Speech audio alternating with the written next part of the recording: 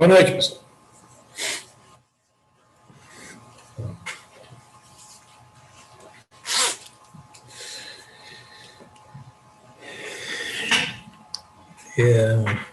Bem, então a gente conversou, né, sobre a possibilidade de vocês apresentarem a solução de alguns exercícios daquele trabalho que foi realizado há poucos dias sobre propriedades das funções, tinha algumas questões de cálculo, outras de verdadeiro ou falso, né? E então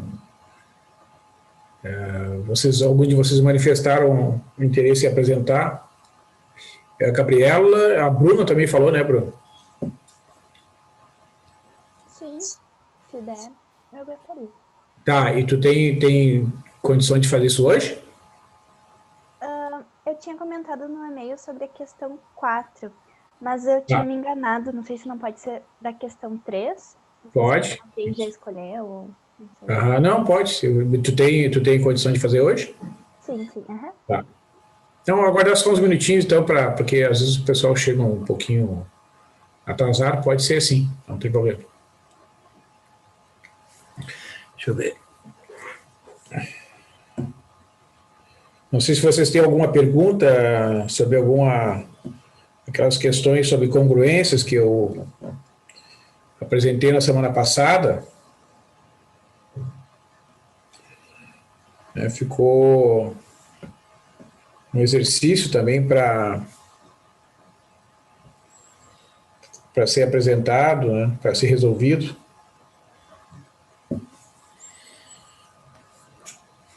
A Gabriela também, né, Gabriela? Tu tem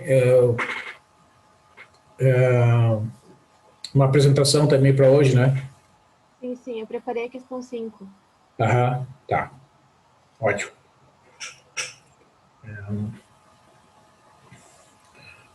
Deixa eu ver só.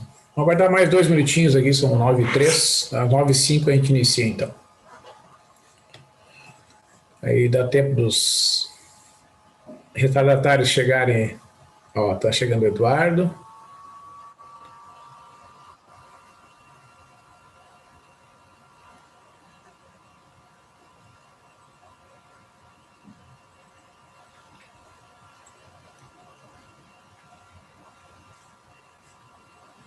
Deixa eu compartilhar aqui.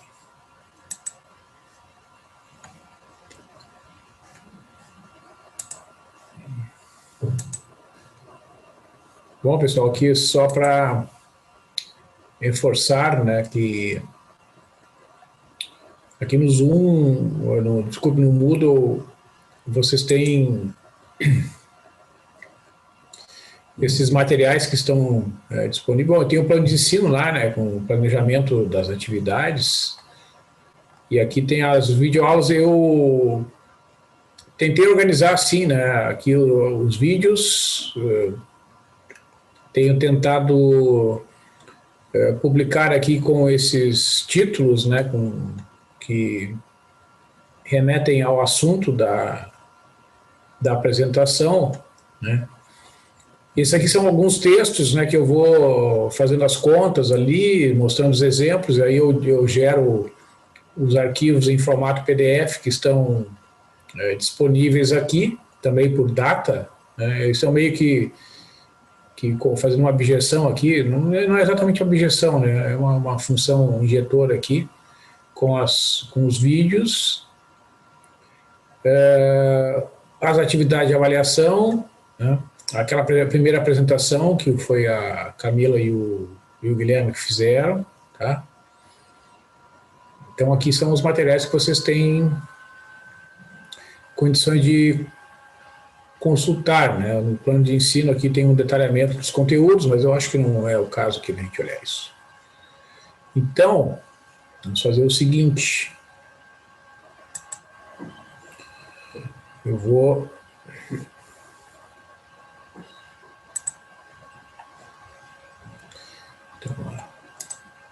Então, a Bruna, de co-anfitriã, e a Gabriela.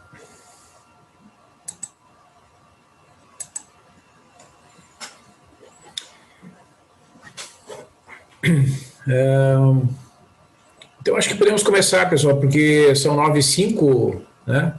Aí vocês podem iniciar, pode ser qualquer uma de vocês duas, né? Pode ser a Bruna e fazer a primeira apresentação, depois a Gabriela, né?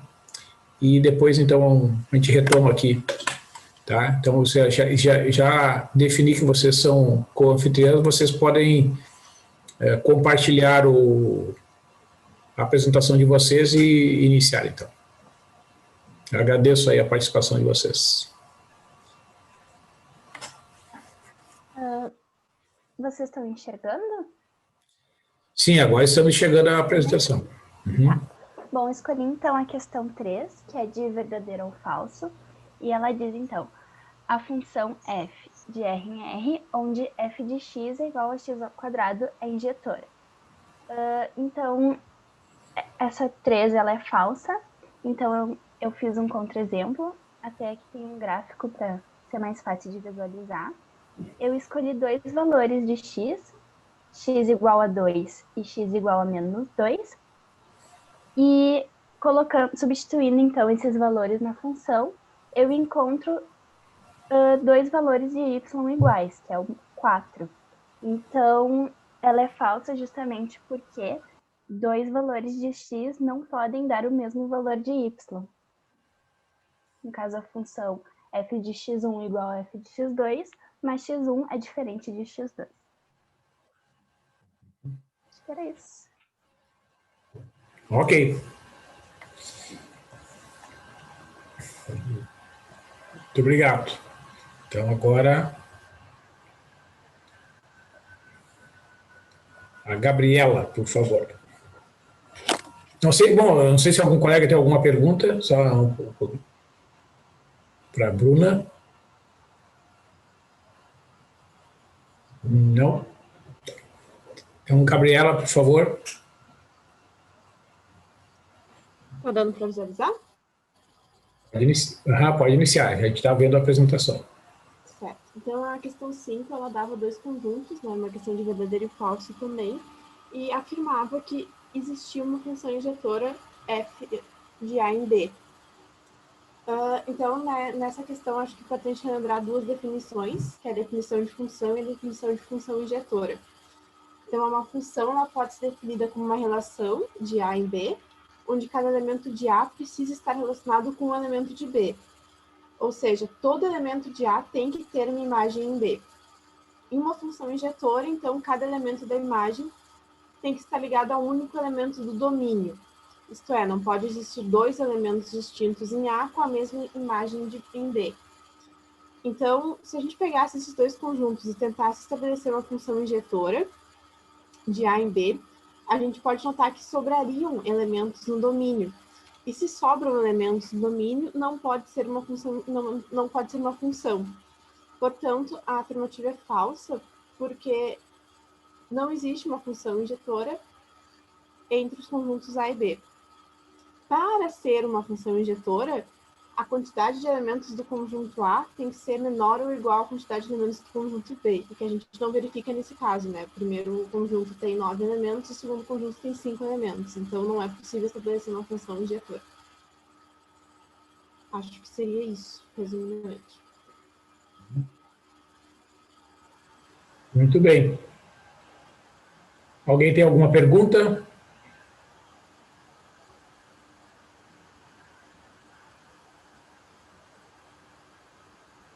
Certo. Bom, pessoal, em relação a esse exercício número 5, eu até fiz algum comentário para vocês naquelas observações que eu fiz lá através do Moodle, que, de fato, né, quando se tratam de conjuntos finitos, tá? Para que exista, né, uma função injetora entre A e B, o número de elementos do conjunto A tem que ser menor ou igual ao número de elementos do conjunto B. Né? Isso quando essas quantidades, né, de A e B são quantidades finitas. Se A e B forem conjuntos infinitos, esta propriedade ela não é necessariamente verdadeira, né, pessoal? Porque quando se tratam de conjuntos infinitos, é difícil dizer quando é que um conjunto infinito tem mais ou menos elementos que outro, né? Por exemplo,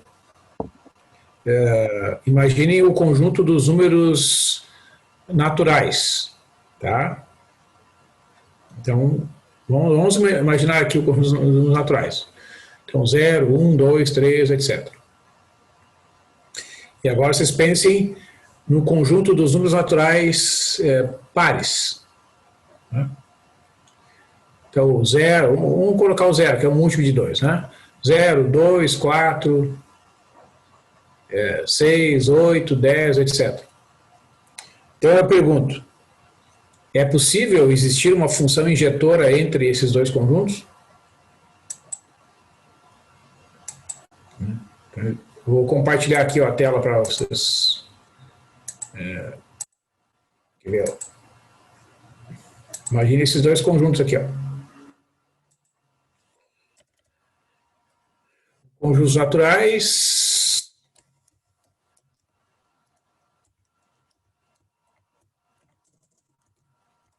Vou botar aqui na notação das equações, fica mais bonito. Imagina esse conjunto aqui.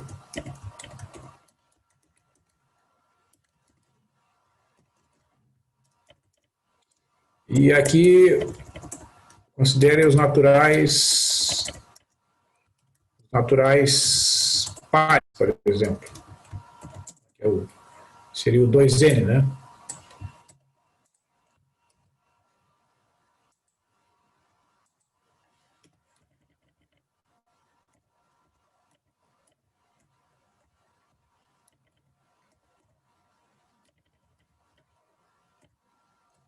Então, será que existe uma função injetora entre o n e o 2n?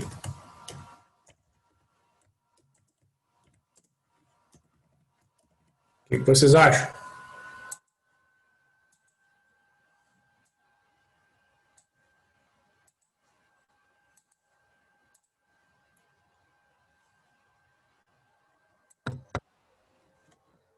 Acho que existe.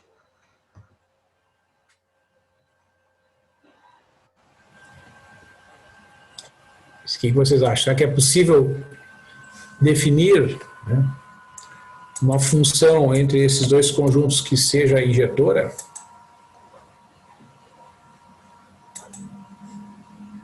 Quer ver? Ó? 2x. 2x, exatamente. Né? A gente pegar essa função, né, de n em 2n, né, que é essa função aqui, ó,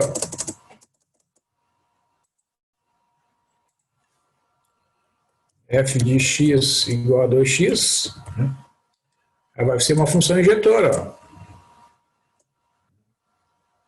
Vejam que vai ser na verdade, vai ser uma bijeção. Vai ser uma bijeção entre esses dois conjuntos, porque a f de 0 vai dar 0. F de 1 vai dar 2. Que é o segundo elemento aqui, né? O f de 2 vai dar 4. Né? Então, na verdade, essa função aqui vai ser uma bijeção entre o conjunto dos números naturais e o conjunto dos naturais pares. Então, quando se trata de conjuntos infinitos, né, pessoal, estas propriedades que valem para conjuntos finitos não necessariamente vão se manter. Tá? Agora, de fato, né, no caso de conjuntos finitos, né, para que exista a possibilidade de ter uma função injetora de A em B, né, a quantidade de elementos que tem no conjunto A tem que ser menor ou igual à quantidade de elementos do conjunto B. Tá? E uma outra observação, né, que eu também gostaria de fazer é a respeito desse exercício que a Bruna apresentou, né, que, de fato, a função x ao quadrado, né, pessoal, essa função, quando ela é definida, ó, existem muitas formas, né, desta função se a gente mexer no domínio e no contradomínio, tá? Mas vamos considerar essa definição aqui, que está escrito aqui na tela, né? Função x ao quadrado, da forma como está definida, no conjunto dos reais, no próprio conjunto dos reais, tá? Ela não é injetora,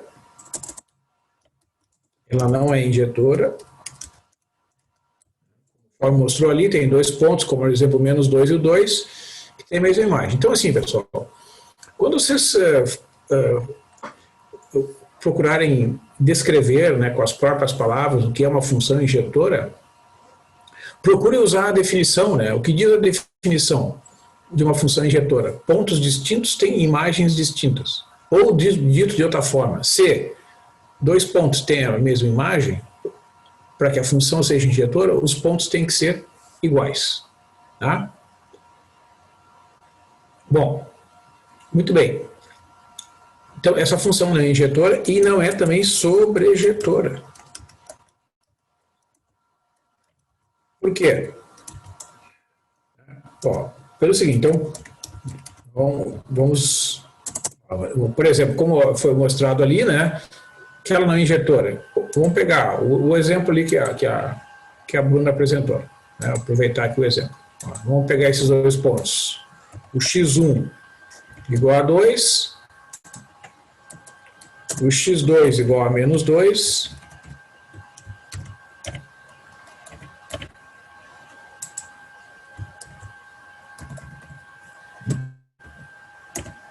então são 2 números diferentes, né? Então o x1 é diferente, eles são diferentes, vou escrever por extenso aqui, que é mais fácil, mais rápido. Diferentes, mas tem a mesma imagem, né? Certo? Se eu colocar aqui e calcular a função nesses 2 pontos, né? F de mais ou menos 2 vai ser igual a 4. Vou botar aqui, né, para ser mais rápido. Muito bem. E não é sobrejetora, então isso prova que não é injetora, né? E nem sobrejetora. Por quê? Vejam que o conjunto, que é o contradomínio, tá? Do jeito que está escrito aqui, ele inclui os negativos, né? Vejam que o conjunto de imagem dessa função é formado só por números não negativos, né? A imagem dessa função vai ser o conjunto cujo valor mínimo é 0, né? Porque f de 0, que é 0 ao quadrado, é 0. Então, o 0 pertence à imagem. Os demais valores da imagem serão sempre positivos, né? Então, a imagem vai de 0 a mais infinito, como foi mostrado ali no gráfico, né? Na apresentação que a gente viu ali, né? Aquela parábola, né? Os valores do y vão de 0 a mais infinito, né? Então, não existem números negativos na imagem, né? Portanto, se a gente pegar, por exemplo, sei lá, pegar qualquer número negativo, y igual a menos 1, por exemplo, não pertence à imagem. Ele pertence, né, ao contradomínio, mas não está na imagem. Certo? Então, essa função não é sobrejetora, né, do jeito que está definido aqui. Tá? Agora, existem, se vocês inclusive, né, consultarem ali no livro do Adilson, eu posso modificar a definição dessa função. Por exemplo, se eu pegar, agora aqui, veja, se eu fizer a seguinte modificação, ó,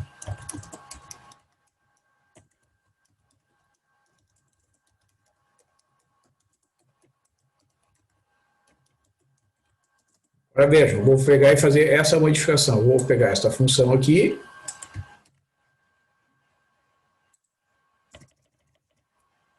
Agora eu vou fazer o seguinte. Eu vou redefinir aqui o condomínio, tá? Colocando aqui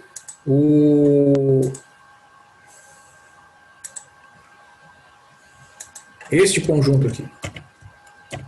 Tá? O que é o R+? Aí pode haver variações, né, pessoal? Mas o R+, eu posso, alguns autores definem como conjunto de números reais não negativos. Então, isso aqui é uma notação que corresponde a esse intervalo aqui, ó, de 0 a mais infinito. Eu incluo o zero e todos os números positivos. Tá? Porque quando a gente quer excluir o zero, aí bota um asterisco, né? Aí pode botar o mais aqui, ou mais aqui como sobrescrito. Bom, aí tem variações na notação, tá? Então, esta função, com essa modificação aqui, ela é sobrejetora, mas não é injetora. Tá? Por quê? Porque agora eu peguei e excluí do conjunto contra domínio aqueles valores negativos, né? Então, todo o valor todo o y que eu escolher agora aqui, ó, será a imagem de alguém. Por exemplo, y igual a 4, vai ser a imagem do 2 e do menos 2. O y igual a 0, é a imagem do ponto 0, né? E o y igual a menos 1, mas o y igual a menos 1 não pertence ao contra-domínio, ó. Eu excluí, ó. Tá vendo? Então, essa é a diferença quando eu defino a função já fazendo a exclusão dos números que não pertencem à imagem do que... Por que nos livros o pessoal apresenta? Porque isso aqui digamos, a definição natural, né, pessoal? Quando a gente não conhece as funções, qual é a definição natural, que é o chamado domínio natural das funções polinomiais? É o conjunto dos números reais. E o contradomínio, que é o conjunto natural, também é o conjunto dos números reais, né? Então, quando a gente considera o contradomínio natural, qual é o objetivo disso? É deixar à disposição, digamos assim, todas as possibilidades, né? Olha, eu vou trabalhar com o maior conjunto possível, que é o conjunto de todos os números reais, né? Mas no caso particular dessa função, de fato, né, como os negativos não pertencem à imagem, se eu excluir os negativos, aí ela se torna sobrejetora, mas não injetora. E agora, se eu fizer uma outra modificação, olha só.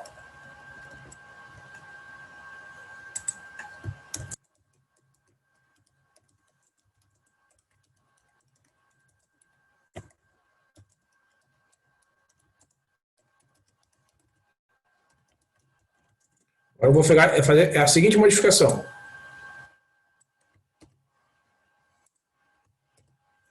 Aqui, ó. Eu também vou botar o R+ aqui.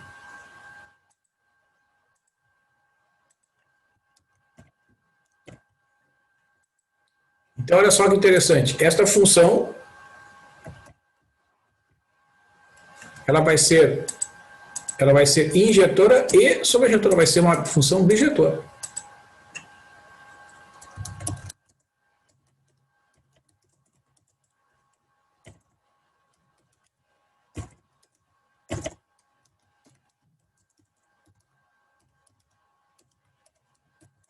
Isto é uma função bijetora. Tá? Por quê?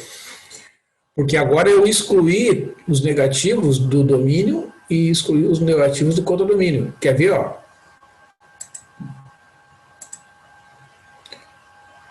Uma coisa aqui, pessoal, se fazer uma comparação, né, com o gráfico que foi apresentado ali, ó. Eu vou olhar lá no site da Wolfram. Se a gente fizer a restrição, né, retirando os negativos, na hora de fazer o gráfico, vamos olhar aqui, ó. Olha só. Eu posso botar, por exemplo, fazer o gráfico do x ao quadrado, x de 0 até 4, por exemplo, tá? Veja que eu excluí os negativos. Cadê? Plot x ao quadrado.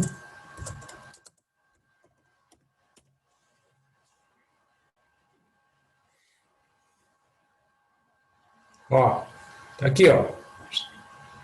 Tá? Então lembra que daqui, até que vocês citaram, né, o chamado teste da reta horizontal, né? O que é o teste da reta horizontal? É um teste que é usado, citado no livro de cálculo para identificar se uma função é injetora. Veja que se eu... tá até mostrando aqui, ó. Vejam essas retas horizontais aqui, ó. Cada uma delas só intercepta o gráfico em apenas um ponto. Tá? Então vejam, por exemplo, agora, se eu se o y for 4, né, qual é o valor de x do domínio que o y igual a 4 é a imagem? Nesta definição aqui é somente o x igual a 2. Tá? Se eu digo assim, a imagem é 9, quem é o y, quem é o x? O x é 3 aqui, ó. Ali, ó. Se o x for 3, o y é 9. Por quê? Porque eu retirei o menos 3 do domínio. Eu fiz uma restrição de modo tal que o menos 3, o menos 1, todos os negativos foram retirados. Né? Então, esta função passa a ser injetora e sobrejetora se eu considerar que o domínio é formado só pelos não negativos, né, do zero a mais infinito, e o contradomínio também é do zero a mais infinito.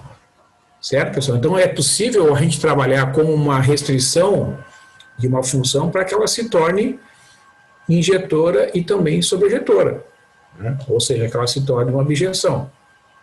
Né? É por isso que nas calculadoras, né, quando a gente calcula a raiz quadrada de x é a função inversa dessa função aqui, ó. Certo? A função raiz quadrada de x é a função inversa da função x ao quadrado quando ela é definida somente nos não negativos. Tá? Então, isso é muito importante observar que uma função que originalmente ela não é injetora e nem sobrejetora, se eu fizer as restrições adequadas, né, ela vem a se tornar uma função tanto injetora quanto sobrejetora. Ela se transforma numa função bijetora. Isso acontece com as funções trigonométricas, né, o seno e o cosseno, que quando são definidas em todo o conjunto dos números reais, elas não são funções injetoras, mas quando eu faço uma restrição do seno e do cosseno, faço restrições, elas se transformam em funções injetoras. Tá? Então a mesma coisa acontece com essa função aqui, ó, do jeito que está assim definida ali em tela, ó, ela é uma função bijetora. Inclusive, né, ela possui uma função inversa bastante conhecida, que é a função raiz quadrada de x. Tá? Por que eu estou falando isso, né, pessoal? Porque naquela que tinha um outro exercício aqui nesse trabalho, que era analisar uma afirmação a respeito da função exponencial, né, se a função exponencial é uma função injetora. Tá? Então, por que a função exponencial e na x é injetora? Né? Então, aqui, muitos de vocês afirmaram corretamente, né, que, de fato, ela é uma função injetora. Só que usaram um argumento de que essa função possui uma inversa, que é o logaritmo. Mas, na verdade, né, pessoal, a função logaritmo ela existe como uma consequência. A função logaritmo de x, que é a função inversa da função exponencial, ela é, de fato, assim definida, né? Mas ela é uma consequência e não a causa. Ela não é a explicação de por que a função exponencial é injetora. Certo? Por isso que eu havia citado para vocês que vocês poderiam utilizar propriedades conhecidas da função exponencial que são vistas nos cursos de cálculo, né? E uma das propriedades diz que a função n x tem como derivada ela mesma, certo? Então, essa função, ela tem uma função derivada que é a própria função n x. E este número n x é sempre um número positivo, né? N x é sempre maior que zero, certo? Isso significa, pessoal, que a função n x é sempre crescente. A função n x é crescente em todo o seu domínio. Portanto, não podem existir dois pontos distintos, ou dois pontos diferentes, com a mesma imagem. Porque se isso acontecesse, a função não seria crescente, né? Se eu pegar dois pontos diferentes, tá? Vejam, ó. Se eu pegar um x1 menor do que um x2, né? Quando uma função é crescente, isso implica, né, diretamente a seguinte desigualdade, né? Se o x1 é menor que o x2, f de x1 será menor do que a f de x2. Isso é uma consequência da função ser crescente, né? Ó, quer ver, ó? Vamos olhar de novo lá no site, ó. Vamos olhar aqui. Vocês podem tentar reproduzir aí no dispositivo de vocês. Vamos fazer o gráfico do n x, digamos, vamos botar aqui de -3 até 3, tá? É aquela curva típica da função exponencial que a gente vê tanto nos gráficos aí, retratando, né, o crescimento do número de infectados, novo coronavírus, né, que nessas notícias sobre esta pandemia que a gente está enfrentando, é essa curva típica, né, de crescimento exponencial. Tá? Então vejam, ó, sempre que eu pegar dois pontos aqui no eixo x, um vai ser menor que o outro, né? Eu boto um pontinho aqui, o que está mais à direita é maior. Tá? E como a função é crescente, a imagem no ponto que está à esquerda, que é o x1, será menor do que a imagem do ponto à direita, qualquer par de ponto que vocês peguem. Porque isso é uma consequência desta propriedade aqui, ó, né?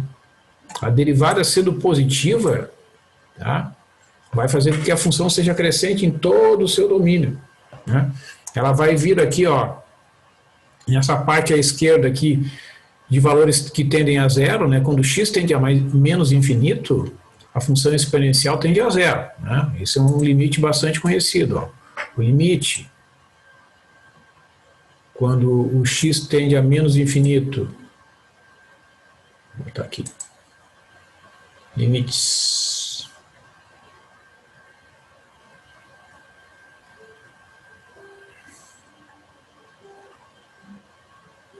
Aqui. O limite, quando o x vai para menos infinito,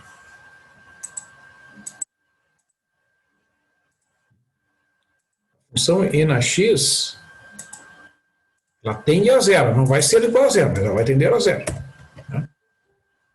Isso não é um número tão pequeno quanto se possa imaginar, né? E se eu fizer o limite no mais infinito, o limite quando o x vai para mais infinito, de n(x) também é mais infinito. Quando o x cresce, o y cresce. Então ela vai, lá do menos infinito, vai sair do zero, vai ir para o mais infinito, né? Que é esse comportamento famoso, né, exponencial, que é o que tanto assusta as pessoas quando se diz, né, que o crescimento do número de infectados é exponencial. Se esse crescimento se mantém, né, indefinidamente, todos nós seríamos infectados. Tá? E por que isso não vai acontecer? porque esse comportamento não é observado nas epidemias anteriores. As epidemias anteriores, todas elas vão ter um crescimento exponencial durante um certo tempo, porque as condições são favoráveis. Existem muitas pessoas sem defesa e então as condições são favoráveis. À medida que o número de infectados aumenta, também aumenta o número de anticorpos. Então as pessoas começam a ter defesas e o número de infectados começa a diminuir. Então esse comportamento ele vai ser observado durante um certo tempo, depois ele vai ser atenuado, naquela famoso gráfico, né? Ele chega lá e faz aquela curva acentuada assim, estaciona e depois começa a diminuir, que é o que está acontecendo agora já em vários países, incluindo o Brasil, né? Então esse crescimento exponencial ele não vai até o infinito, né? Então esse comportamento aqui, ele é um comportamento que é uma referência teórica, tá? Então, voltando à nossa questão lá, né, pessoal? Se a função é injetora, tá? Aí é possível falar em função inversa, tá? Então, como vocês, né, observaram, que de fato existe uma função inversa, que é o logaritmo, né? Então aqui, ó, se eu pegar um y aqui, no eixo positivo, 15, 20, qualquer número positivo, ele é a imagem de alguém, ó. Tá aqui, né? Esse gráfico está mostrando, para cada y escolhido lá no conjunto dos números reais positivos, somente os positivos, para cada y existe somente um x, que tem aquele y como imagem, e esse x é exatamente o logaritmo de y, né? É o expoente que eu preciso elevar o e para obter o y. Então, de fato, é possível definir uma função inversa a partir da propriedade da função ser injetora, e não ser a explicação para ela ser injetora. Tá certo, pessoal? Então, a gente não pode... não é que não pode.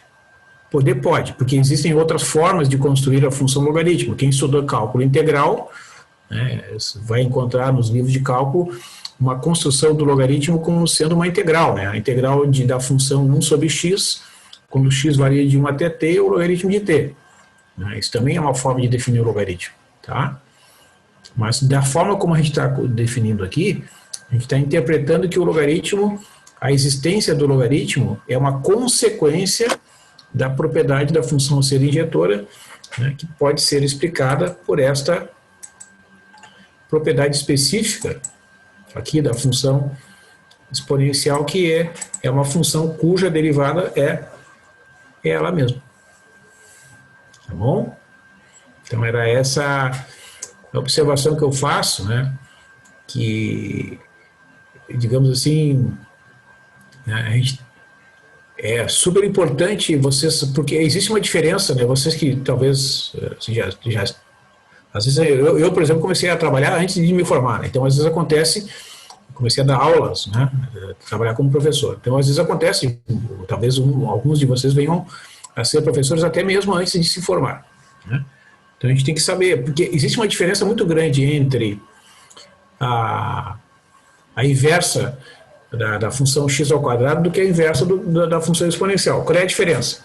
Essa função aqui, ó, né, a função inversa da função x ao quadrado, quando é definida somente nos positivos, como eu estou fazendo aqui, né, a inversa é uma função conhecida. Vocês todos conhecem e que sabem até como calcular esta função, né, em muitos pontos. Eu não duvido que vocês saibam calcular. Né? Por exemplo,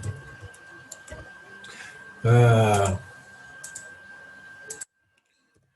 raiz quadrada de 9. Né? Se alguém perguntar para vocês, quanto é que é a raiz quadrada de 9? Todos saberão responder, é 3. Por quê? Porque 3 ao quadrado é o número positivo que resulta igual, quando é elevado ao quadrado, é igual a 9, certo? Lembre, quando a gente está calculando a raiz quadrada de 9, a gente está calculando o número positivo que elevado ao quadrado é igual a 9. Por quê?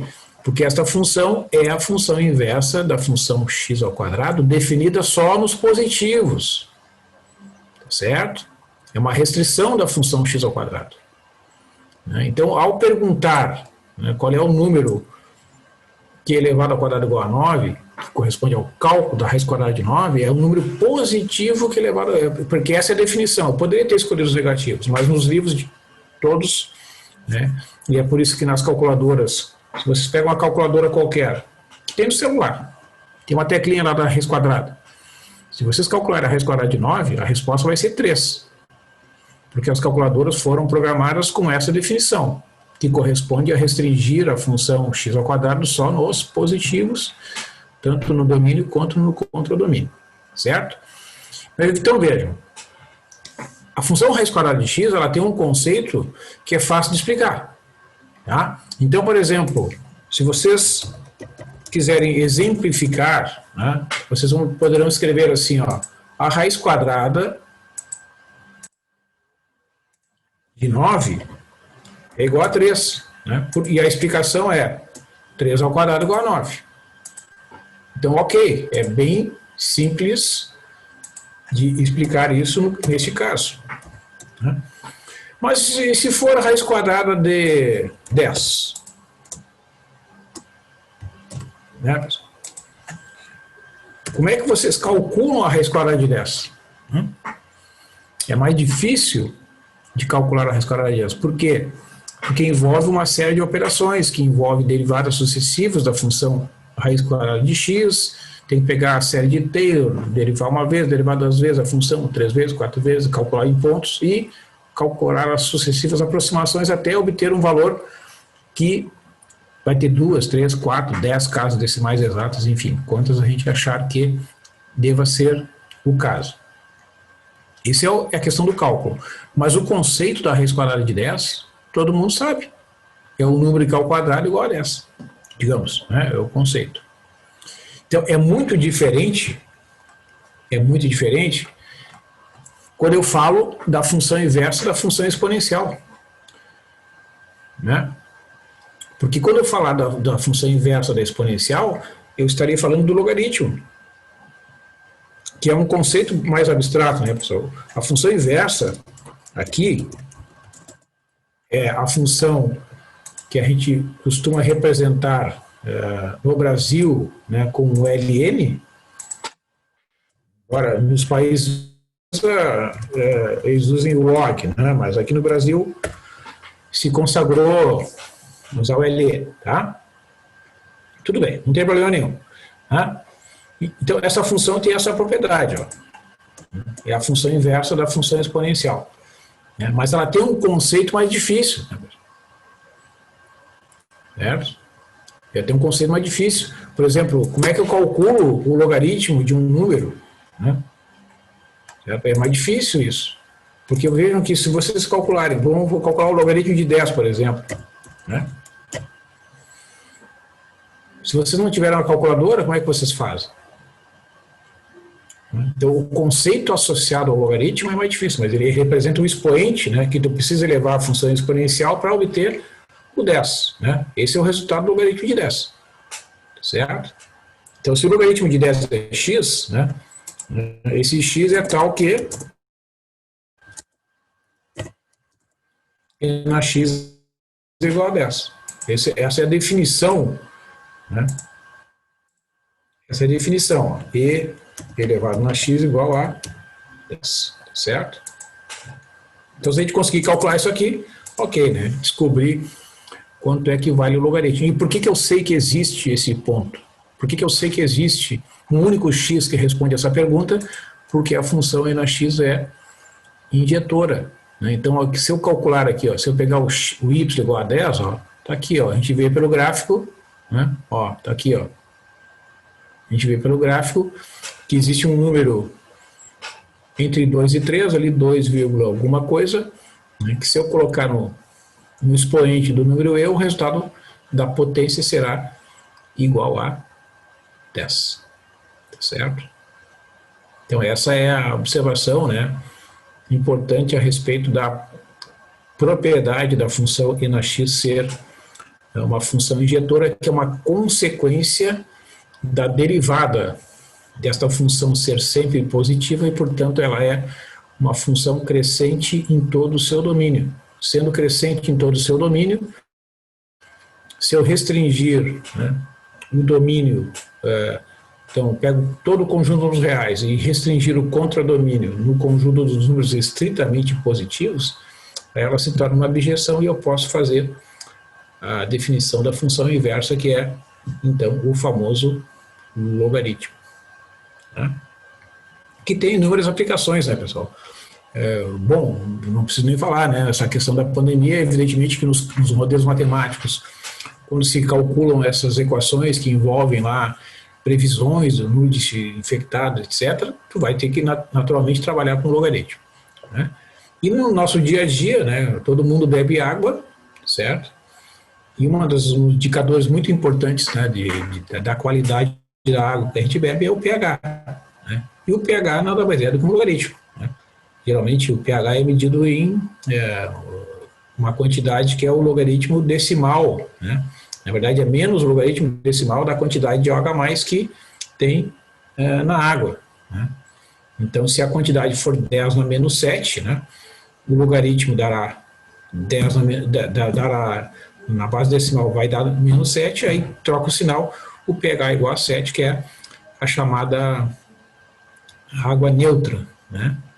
Se a quantidade for 10 a menos 2, 10 a menos 3, o logaritmo vai dar menos 2, ou vai dar menos 3, se a gente troca o sinal vai dar 2 ou 3. Então, abaixo de 7 a quantidade é maior, né? Por isso que abaixo de 7 é a substância ácida, né?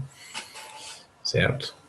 E acima de 7, 10 a menos 8, 10 a menos 9, né? O pH vai ser 8 ou 9, aí uma substância que tem menos H+, então vai ser uma substância básica, certo? Então daí vem a classificação, né, das substâncias em ácidas ou básicas, que é uma aplicação direta do logaritmo na base dessa, tá? Que é super importante, né? Não só para a água, mas, né, diversos outros produtos que a gente consome no dia a dia, né?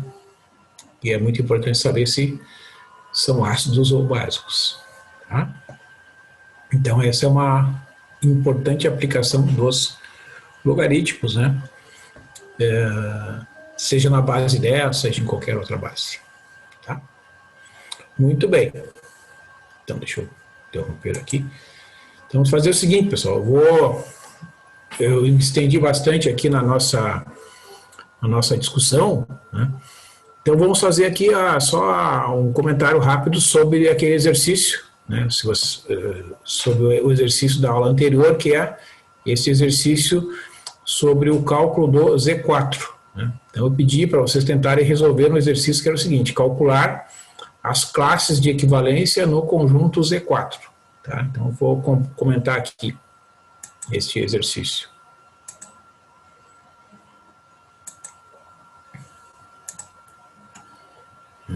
Ó, então na solução desse exercício, vejam que o Z4, quando a gente está falando de congruências módulo 4, né, na divisão por 4, eu vou ter 4 possibilidades para o resto, né, pessoal? Quando os números forem múltiplos, na divisão por 4, o resto vai ser 0. Por exemplo, 4 dividido por 4 dá 1, o resto é 0. A mesma coisa vai acontecer com o 8, com o 12, com o 16, etc, né? Então, neste conjunto, tu vai ter a classe formada pelo 0, né? Tá aqui. A classe formada pelo 0 são todos aqueles números que deixam o resto 0 na divisão por 4. Tu vai ter a classe dos números que deixam o resto 1 na divisão por 4. Quais são esses números? O 1, o 5, o 9, o 13, o 17, todos esses números têm uma característica em comum, né, uma propriedade em comum. Na divisão por 4, eles deixam o resto 1. Tu pode ter os números que deixam o resto 2, né, na divisão por 4, que são os números o 2, o 6, o 10, o 14 e assim por diante, né? Todos os números que deixam o resto 2 são uma quantidade infinita de números. E, finalmente, os que deixam o resto 3 na divisão por 4, né? Então, se a gente detalhar aqui, né, essas classes de equivalência, né, vamos detalhar aqui, ó. Vamos escrever aqui. Então, aqui nós teremos os múltiplos de 4.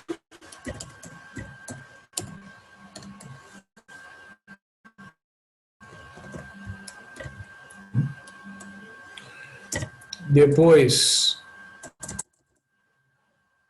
a classe do 1.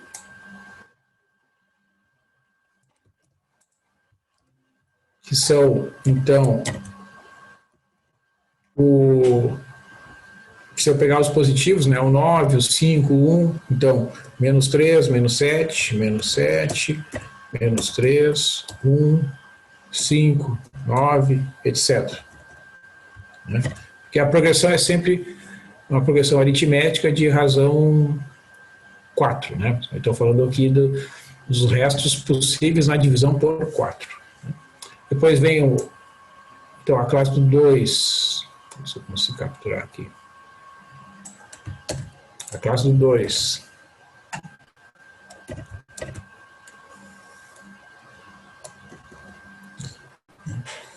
Então vai ter lá o menos 6, né?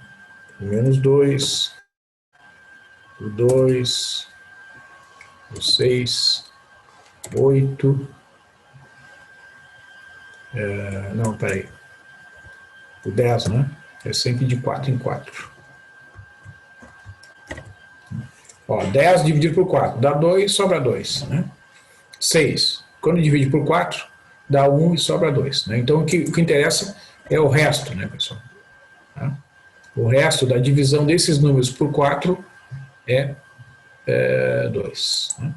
E, finalmente, os números que deixam o resto 3 na divisão por 4. Então, se a gente pensar lá dos positivos, né, o próprio 3, né, o menos 1, o menos 5, então menos 5, menos 1, 3, 7, 11 e assim por diante. Essas são as classes de equivalência módulo 4 dentro do conjunto chamado de Z4. Tá? Então é isso que eu falei para vocês, né? A gente tem que imaginar que as classes de equivalência, por definição, vão dividir o conjunto em classes e a quantidade de classes vai ser exatamente igual ao N. Né? Se o N é 4, eu vou ter 4 classes. Por quê? Porque vejam que a próxima classe, que seria a classe do 4, já é igual a 0, né? Porque o 4 já deixa resto 0 na divisão por 4. Tá? Então a classe do 4 é igual à classe do 0.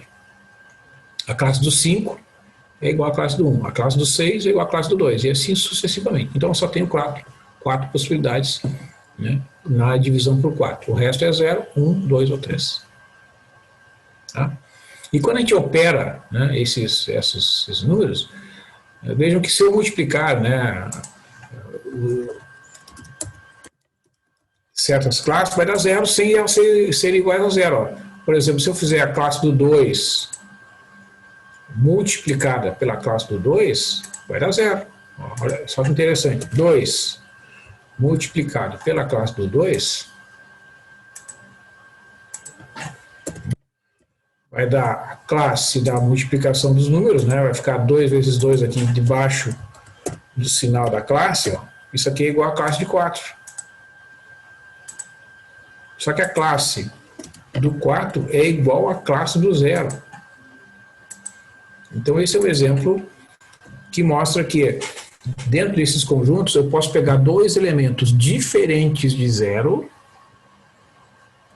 que são a classe do 2, né, os dois iguais no caso, classe de 2 multiplicada pela classe 2. Então são dois elementos, são iguais, mas tudo bem, são dois elementos. Quando eu multiplico, o resultado é 0. Interessante, né? Tá, então, realmente é possível encontrar dois elementos diferentes de 0 neste conjunto, cujo produto seja igual a 0. A mesma coisa se eu somar, né, dois elementos iguais a esses dois aqui. Se eu pegar e somar esses dois elementos, também vai dar zero. Ó.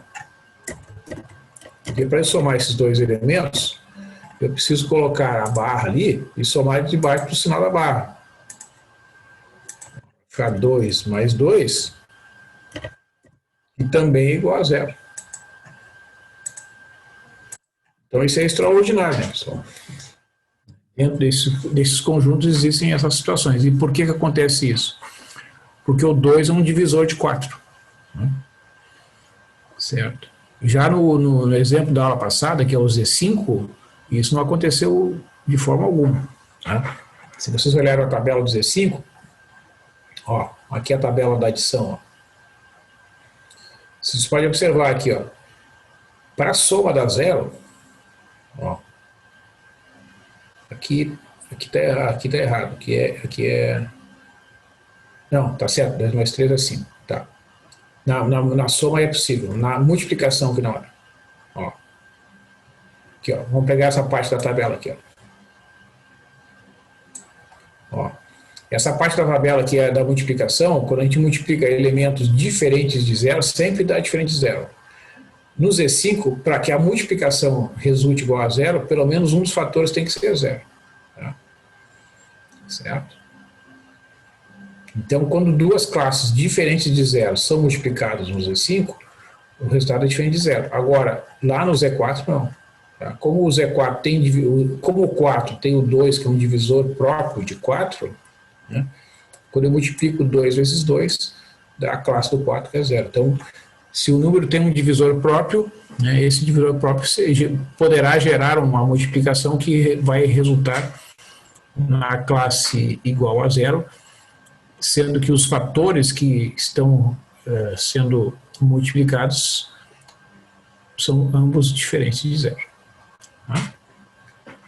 Ou seja, o zero tem um divisor, né, aqui nessa, certo? Um divisor natural.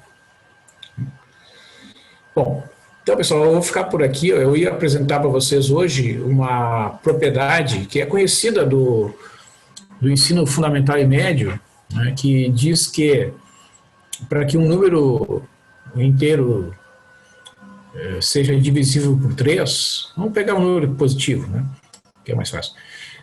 Para que um número inteiro positivo seja divisível por 3, este número deve ter a soma dos algarismos também divisível por 3. Né? Por exemplo, 123 é divisível por 3 porque 1 mais 2 mais 3 dá 6. Né? Enquanto 427 não é divisível por 3 porque 4 mais 2 dá 6, mais 7 dá 13, e 13 não é um múltiplo de 3, né? Porque 1 mais 3 é 4. Então, se a gente soma os algarismos, né, e resulta num número múltiplo de 3, o próprio número é um múltiplo de 3. Tá? E isso é uma consequência, isso é uma propriedade que pode ser provada usando congruência módulo 3. Tá?